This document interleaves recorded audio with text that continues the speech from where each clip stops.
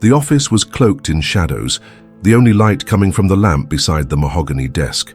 The clock on the wall showed it was almost 8 at night, but Donald wasn't about to give himself the luxury of a break. The grey-haired man, his eyes worn out, rested his elbows on the desk, fingers laced against his forehead, staring down a mountain of papers. Debts, lawsuits. The family business going bankrupt wasn't some distant threat anymore. It was a sentence about to be carried out. The sound of the door opening snapped him out of his daze. Jacob Warden walked in with calm, measured steps, dressed to kill in a suit that screamed power. He was a man of few words, but when he spoke, every word carried weight, and this time was no different. "Donald, my old friend," he began, flashing a sharp smile. "It's time we talk business." Donald looked up, exhausted but alert. "I already know what you're gonna say," he muttered, "and I've got nothing to offer for what I need." Jacob smiled, leaning over the desk. "There's always something, Donald. The world doesn't run on money, it runs on deals." He pulled a piece of paper from the inside pocket of his jacket and slid it across the desk. Donald picked it up with shaky hands. His heart sank. It was a marriage contract. "My daughter Stephanie needs a husband," Jacob said, watching his friend's every reaction. "An heir to keep our families tied together. You need money. I need a son-in-law. So, what do you say?" Donald swallowed hard. The bitter taste of humiliation rose in his throat. He wasn't just selling off a business. He was selling one of his sons. "And if I say no?" he asked, though he already knew the answer. Jacob leaned back in his chair, fingers interlaced over his stomach. "Well, then by tomorrow morning the banks will finish off what's left of your company. And your family, Donald. Well, you and I both know they wouldn't last long without their luxuries." Donald clenched his fists. He knew Jacob was right.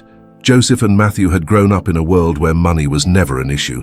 They wouldn't know how to live with nothing, losing it all overnight. But marrying one of them off? Using a son as bargaining chip? He never thought it would come to that. He took a deep breath, but there was no way out. "Joseph," he said, his voice rough. "He'll marry Stephanie." Jacob gave a satisfied grin and held out his hand. "Then we have a deal." The talk had gone down in Donald's office, but the real storm hit at home the next day. "You've got to be kidding me, right?" Joseph let out a short, dry laugh, zero humor in it. "This is insane. You really think I'm going to marry some woman I don't even know just because you can't handle your business?" Donald stood his ground in front of his oldest son, who was holding the marriage contract like it was a worthless scrap of paper. "If you don't do this, we're finished. Don't you get it? We'll lose everything." Joseph took a step back, looking at him like he couldn't believe what he was hearing. "And that's my problem, how?" Donald stared at him, caught off guard by the coldness in his son's voice. "It's your future, Joseph, your inheritance." "My inheritance?" Joseph tossed the contract onto the table like it was trash. "I'm young, Dad. Good-looking. Rich. You think I'm going to tie myself down to some random girl for a business deal? I can make money on my own." Right then, Donald felt his blood boil. "You spoiled brat. You don't know the first thing about struggle, about sacrifice. And I never will, because I'm not you." Joseph grabbed his car keys and turned to leave. "Don't you dare walk out that door, Joseph." He paused for a second but didn't turn around. "You want that wedding so bad? You sign the damn contract. But find some other idiot to walk down the aisle." The door slammed shut. Then silence. Donald felt his chest tighten. The son he'd pinned all his hopes on, the one he always saw as the future of the family, had just walked away. He sank into the chair, the weight of defeat settling in like poison. But then his eyes drifted toward the hallway, and there stood Matthew, Joseph's twin brother. The younger son had been watching everything from a distance, quiet. There was something different about him, something in his eyes. Donald took a deep breath, his mind already working on a new plan. "Matthew." "Yes, Dad?" Donald stood, picking the contract back up from the table. "You're going to marry Stephanie." Matthew froze. "What?" "Joseph's gone, but the deal's still on the table. If it's not him, it's you." Matthew let out a nervous laugh, like he was hoping it was some kind of joke. But his father's eyes, they were dead serious. "Dad, this isn't right." "You can't just make this decision for me." Donald came around the desk and placed both hands firmly on his son's shoulders. "I know it feels unfair, but I need you. The family needs you." Matthew felt the weight of those words hit him hard. Growing up in Joseph's shadow had always made him feel like second best, the one nobody noticed, the one who was never the first choice. And now, here he was. "Matthew, look around. You know what's going to happen if you say no." Are you ready to watch this family fall apart? Watch your mother lose everything? Matthew closed his eyes for a second. He knew the answer. He wasn't ready. Well, Donald pressed. Matthew swallowed hard, his chest tight, his throat dry. And then he whispered the words that would change his life forever. I'll do it.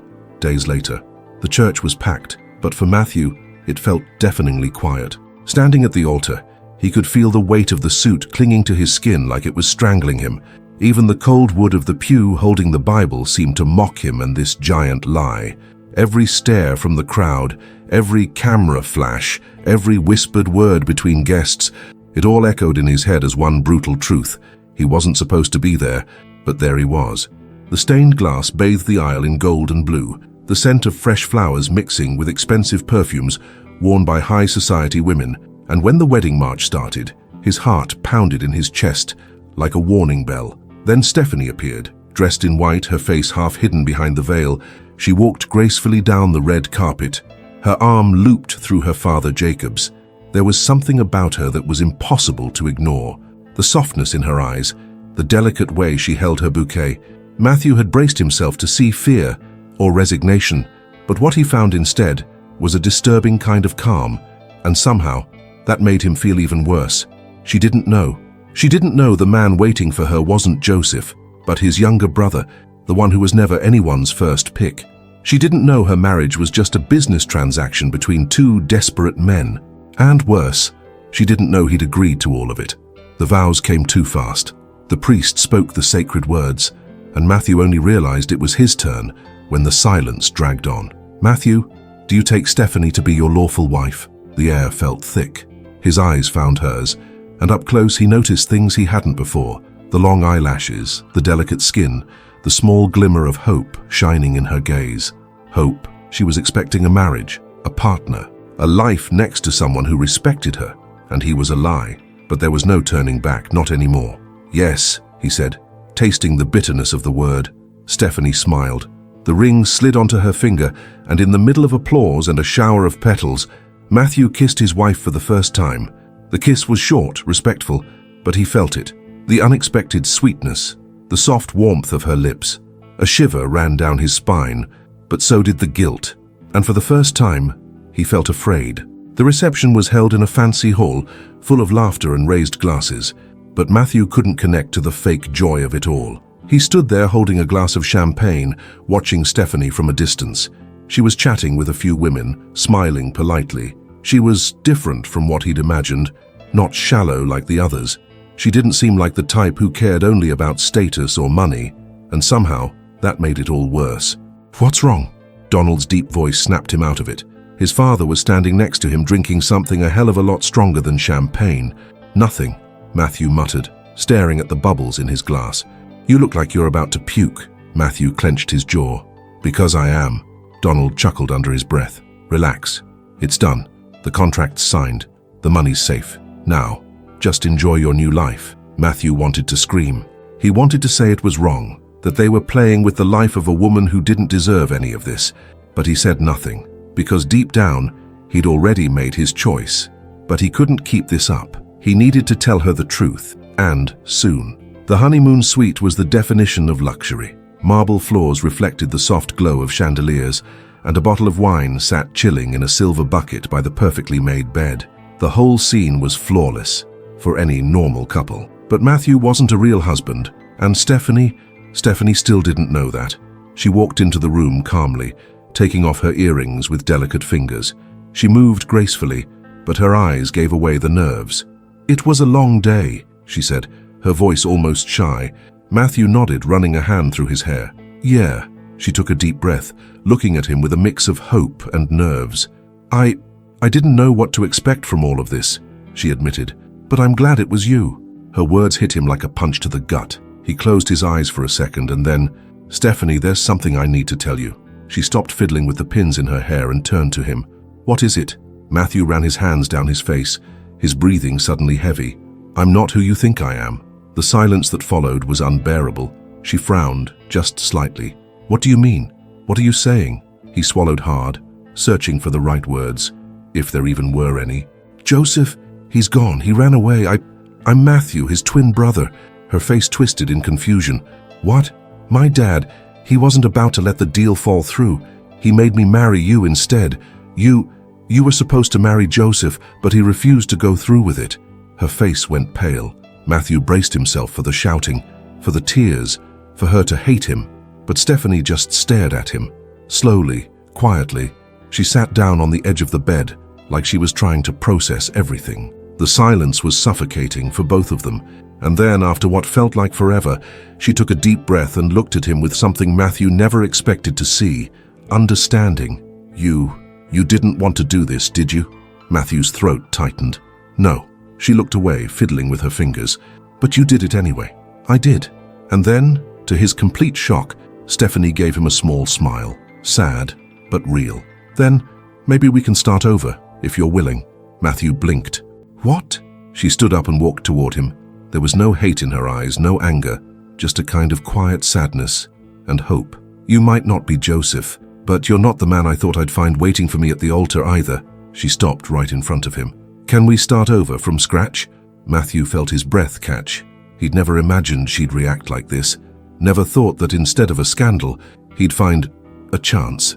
And for the first time since he'd said "I do" at the altar, he felt something different, something new. Maybe, just maybe, this marriage didn't have to be a lie forever. Rain tapped against the bedroom window, filling the silence between them. Matthew was leaning against the doorframe, watching Stephanie. She was sitting on the couch with an open book on her lap, but her eyes weren't following the words. Ever since their wedding night, ever since he'd told her the truth, things had shifted between them. But what exactly that meant, he wasn't sure. You gonna stare at me all night? Her voice cut through the quiet calm without even looking up. Matthew let out a dry laugh. Maybe. She finally lifted her gaze. There was something different in those brown eyes now. Before, he'd seen a naive girl, another pawn in her father's game of power. But now he saw the woman, the strength. I still don't really know who you are, Stephanie murmured, closing the book slowly, but I'm starting to figure it out. A chill ran down Matthew's spine, because she was right. He didn't know who he was anymore either. The days that followed were strange. At first it was an awkward dance between two strangers sharing the same roof, but little by little something started to shift. Matthew began to notice the small things. How Stephanie drank her coffee black, but scrunched her nose after the first sip, like she was expecting something sweeter. How she bit the corner of her lip when she was focused. How her perfume lingered in the hallway before he even realized she was there, and she started to see him differently too. Matthew wasn't the cold, detached man she thought he was. He spent hours in the library, reading more than anyone else in the house. He had this clumsy way about him when he thought no one was watching, like he carried some invisible weight on his shoulders. They started talking more, small things at first. Why did you agree to this? Stephanie asked one night as they sat outside in the garden. The wind rustled through the trees, and the stars looked brighter than usual. Matthew turned the whiskey glass between his fingers, staring at the amber liquid. Because I didn't have a choice. She watched him, waiting for more. He let out a slow breath. My father always made the rules, controlled everything. I was never the favorite son. That was Joseph's role. And when he ran away, someone had to step in. So, did you only see me as a contract too? Stephanie's voice was quiet but steady. Matthew hesitated before answering. At first, yeah. The silence stretched between them. Stephanie turned her gaze to the moon, lips pressed tight. And now? Matthew watched her for a moment, feeling something shift inside him. Something he wasn't ready to admit. Now, I don't know anymore. The seasons started to change. Fall rolled in, covering the mansion's driveway with golden leaves, and with it, a new rhythm settled between them. They started seeking each other out more, even when they didn't mean to. Matthew noticed when Stephanie came home late from a meeting and looked too tired to talk. She noticed when he clenched his jaw after another tense talk with his father. And then, one night, everything changed. Stephanie was in the kitchen, making herself some tea. It was late, close to midnight, and she seemed distracted, stirring the hot liquid with a faraway look in her eyes. Matthew walked in quietly. You always get insomnia? He asked. She gave a faint, lopsided smile. Only when my brain refuses to shut off. He leaned against the counter, watching her. What are you thinking about? She hesitated for a second before answering. How my life turned into something I never saw coming. Matthew got it instantly. That night she looked at him differently. like she was seeing something in him that even he hadn't figured out yet. "Do you regret it?" His voice came out rougher than he meant. Stephanie slowly set the cup down and threw the question right back at him. "Do you?" He didn't answer, and for the first time he realized he didn't regret it. The first touch happened by accident. Matthew was in the study going over some contracts when Stephanie walked in without knocking. He looked up, surprised. "I need your help," she said, holding a piece of paper. He took the document, but the second his fingers brushed against hers, something shifted. They froze, their eyes locked. Time stopped. The warmth of her touch lingered, even after she pulled her hand away. And then, without warning, without a plan, Matthew realized something. He wanted Stephanie. Not because of the contract, not because he was supposed to, but because she was the first real thing he'd ever had in his life. And in that moment, he knew he was screwed, because this was never part of the deal. The mansion door burst open with a crash, slicing through the calm of the night like a sharp blade. Cold wind rushed through the entryway, making the candle flames flicker and casting twisted shadows across the walls. Matthew looked up from the dining table, a shiver running down his spine before he even saw him. Joseph was back. The older brother strolled inside like he'd never left, a crooked smile on his face, and that same arrogant gleam in his eyes. The expensive coat, the perfectly styled hair, everything about him screamed superiority. But there was something else now, something darker, something rotten hiding under all that fake confidence. Stephanie, standing right next to Matthew, tensed up instantly. "What the hell are you doing here?"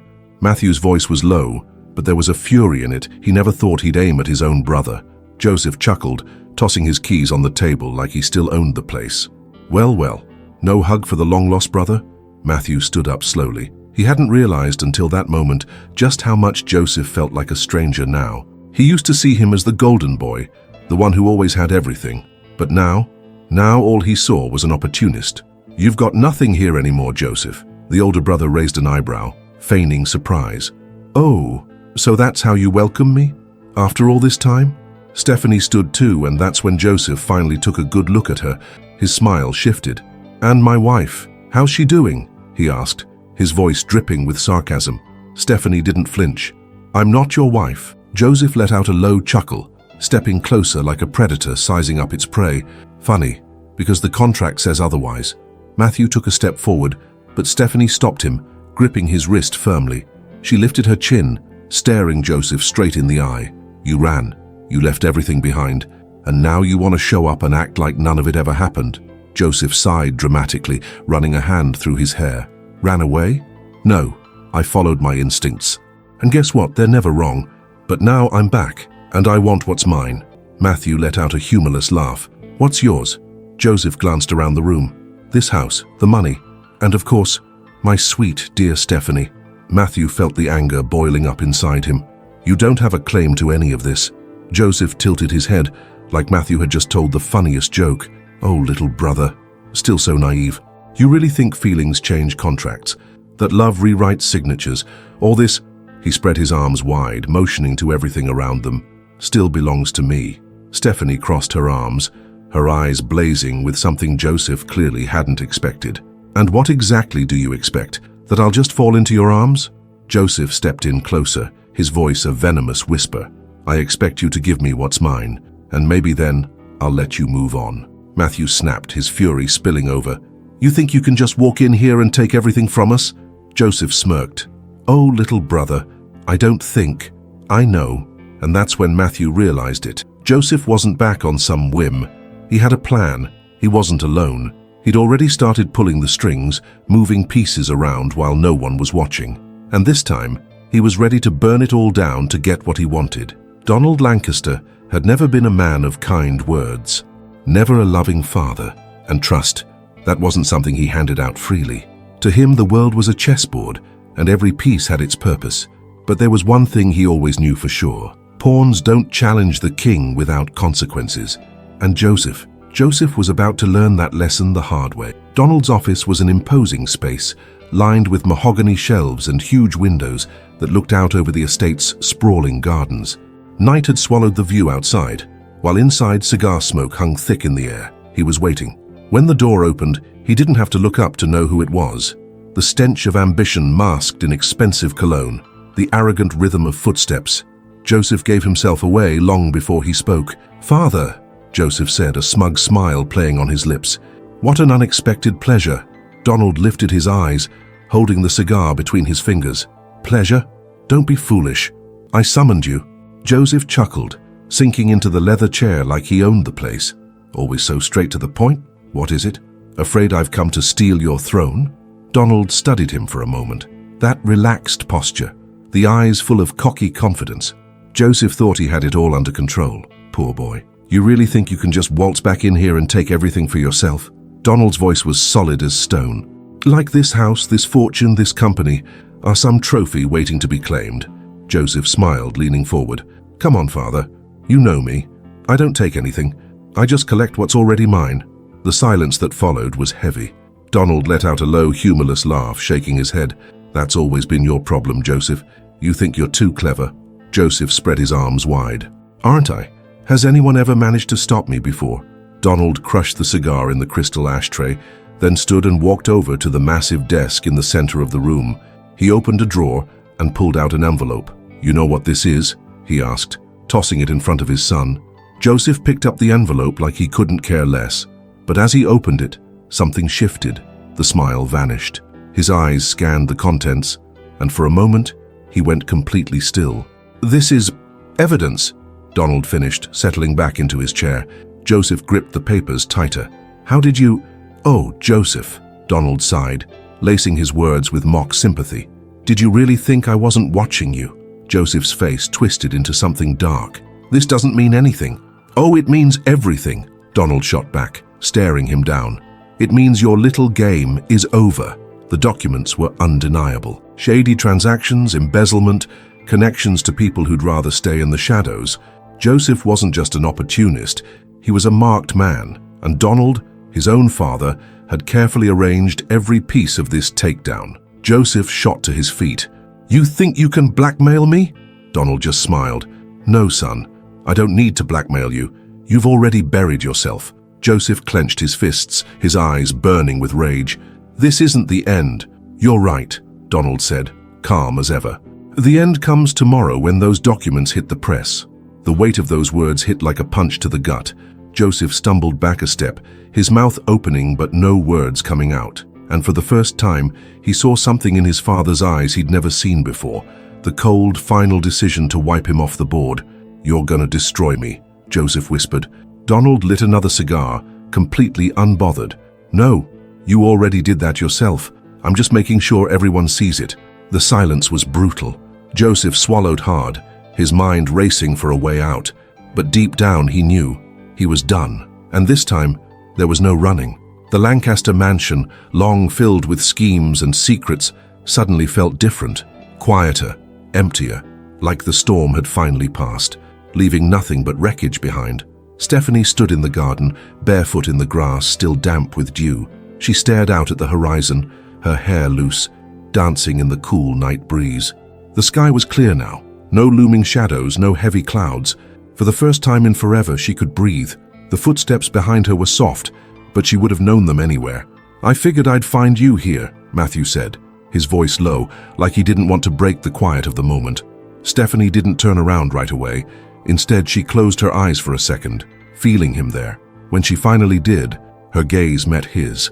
"And where else would I be?" Matthew gave a faint smile, but there was something in his eyes, something uncertain, something she didn't see in him often. "Now that it's all over," he hesitated, and it made her heart race. "You're free, Stephanie. No more contracts. No more obligations." She raised an eyebrow, crossing her arms. "And you think that's what was keeping me here?" Matthew looked away for a second, running a hand through his hair. He took a deep breath like he was working up the courage to say something he'd been holding back for a long time. "I never wanted you to feel trapped. It all started with a lie. And as much as I fell for you, I was always scared." "Scared?" Stephanie frowned. "Of what?" He took a step closer, closing the space between them. "That deep down, you never really had a choice." Stephanie felt her chest tighten. She saw the weight Matthew carried, the doubt that ate away at him. Gently, she lifted her hand to his face, her fingers brushing softly against his skin. "Matthew," her voice was soft but steady, "when you told me the truth on our wedding night, you gave me something no one else ever did. You gave me the right to choose." He closed his eyes for a second, leaning into her touch. "And now, what do you choose?" Stephanie smiled, her eyes shining with something that left no room for doubt. "I choose you." Matthew held his breath. He looked at her like he was trying to memorize everything, every detail, every look, every word. And then, without a second thought, he pulled her in, his lips finding hers in a kiss that wasn't part of a deal, wasn't a duty, wasn't an obligation. It was love, pure, simple, real. And this time there were no contracts, no lies, no past holding them back, only the future, together. True love is never born out of obligation. You can't buy it, force it, or plan it. It grows in the small moments, in the truth you share, in the freedom to choose someone, even when there's nothing holding you there. Life has a way of throwing us into hard choices, making us question what we feel, what we deserve. But in the end, what really matters isn't how something started, it's how we choose to move forward. The kind of love that's worth it isn't the one that traps you, but the one that sets you free and stays simply because it's real. If this story kept you hooked until the end, don't forget to hit that like button and subscribe to the channel. And let me know in the comments, what city are you watching us from? I'd love to hear.